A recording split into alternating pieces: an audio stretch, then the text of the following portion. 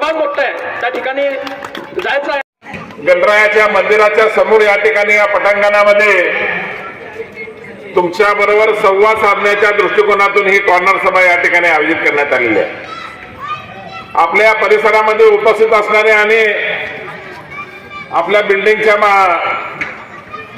आजूबाजूला उपस्थित असणारे नागरिक ऐकत असतील माझा आवाज.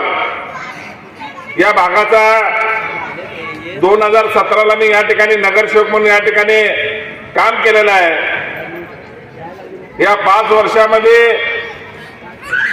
जी वसंत विहार स्पर्श हॉस्पिटल बसला जो या ठिकाणी पूल आहे, तो पूल या ठिकाणी अर्धा होता. त्या पूल हा पूर्ण करण्याचं काम सोलापूर महानगरपालिकेच्या माध्यमातून त्यावेळेला केला. तो मोठा पूल झालेला आहे. तो या ठिकाणी पहिलं काम मी या ठिकाणी ते केलेलं आहे.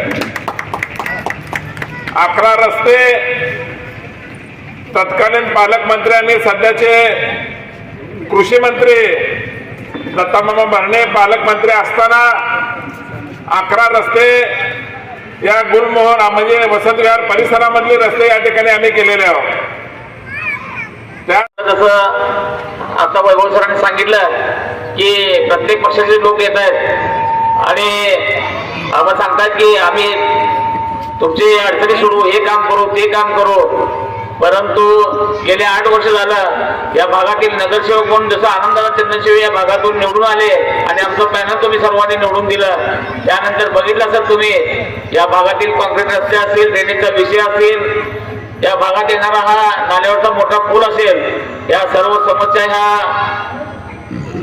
या महाराष्ट्र राज्याचे कृषी मंत्री तथा माजी पालकमंत्री दत्तात्रय भरणे यांच्या निधीतून हा सर्व या भागातील कामे झालेले आहेत.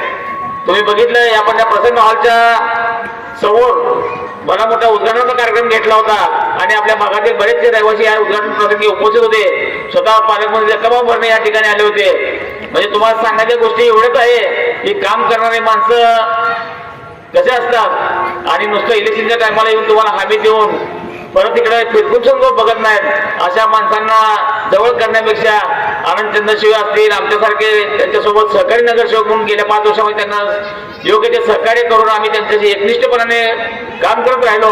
असा पॅनल जर निवडून दिला तर आपल्या भागातील कामे होण्यास कुठलीही अडचण येणार नाहीत. बंधूंनो, मागील 8 वर्षापूर्वी जेव्हा इलेक्शन लढवलं त्यावेळेस आम्ही निवडून आलो. तो पक्ष आमचा बहुजन समाज पार्टी होता.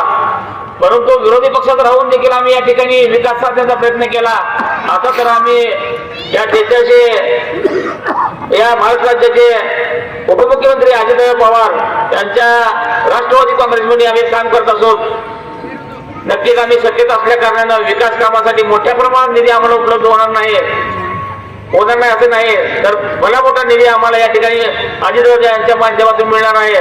तर कुठलंही विकास काम आपल्या भागात राहणार नाही याची हमी तर आता आनंदाने दिलीच आहे. त्यांच्यासोबत आम्ही 3 उमेदवार असणार आहेत. तर येणाऱ्या 15 तारखेला आपण मागील कार्यकाळ बघून इथल्या कामात विकास कामाचा जो आम्ही लेखाजोखा आपल्यासमोर मांडला आहे तो डोळ्यासमोर ठेवून आम्हाला परत एकदा आपल्या भागातील सेवेची संधी करण्यासाठी नव्या उमेदीनं आम्हाला एकदा परत 15 तारखेला घड्याळाच्या चिन्हासमोरलं बटन दाबून मोठ्या बहुमताने निवडून द्यावं एवढी या ठिकाणी आपल्या सर्व बंधूंना विनंती करतो.